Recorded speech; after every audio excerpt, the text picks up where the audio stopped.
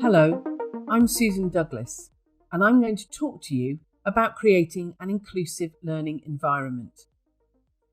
An inclusive learning environment supports putting inclusive values like collaboration, trust, respect, and participation into action. It empowers learners to develop academically and socially. In this video, we will concentrate on 3 areas that support an inclusive learning environment: participation, clarity, and positivity, and give you plenty of practical ideas to try. To start, let's explore participation. Making sure there is space for learners' voices to be heard is essential if they are to feel included, as well as develop important academic and social skills. Here are 3 things you can try. Number 1, talk with your students about values and behaviours they think are important in the classroom. What are these values? Do they mean the same for everyone? What do they look like in practice?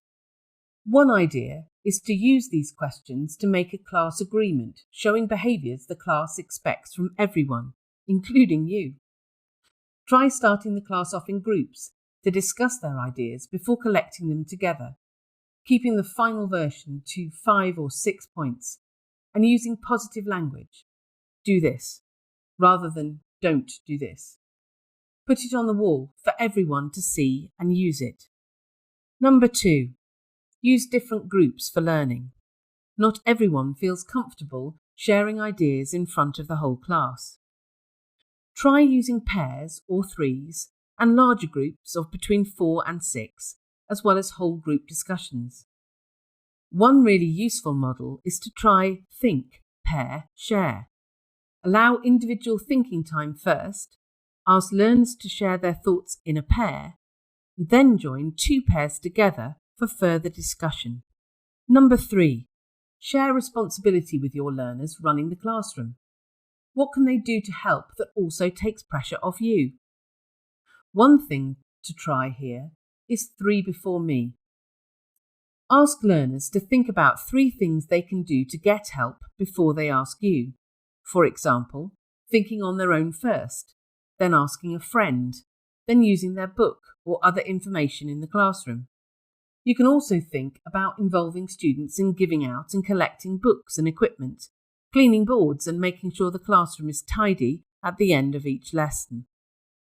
Next, let's move on to clarity. Every learner likes to know what they are expected to do in a classroom, and this is even more important for many children with special educational needs. Think about how your learners enter, move around and exit the classroom, store bags and coats, use equipment safely and learn together.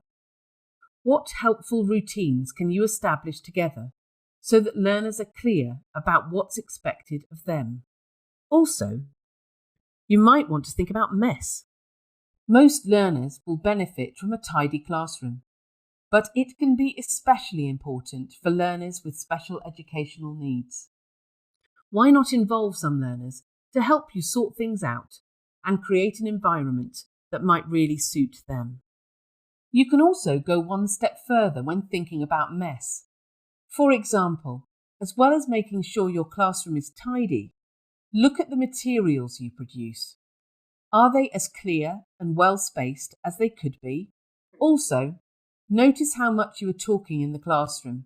Most teachers talk too much.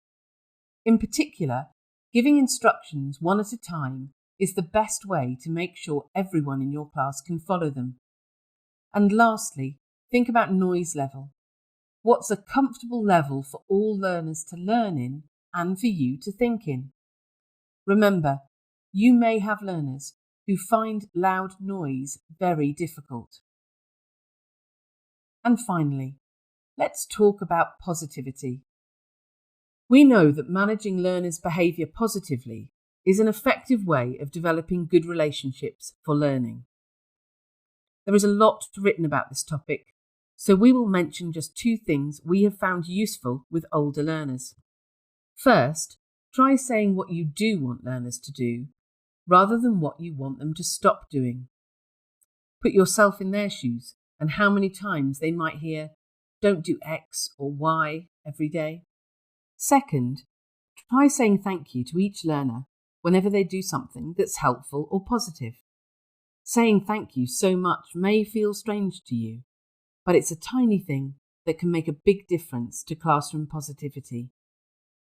In summary, creating an inclusive learning environment is essential for learners to develop both academically and socially. There are many ways to do this.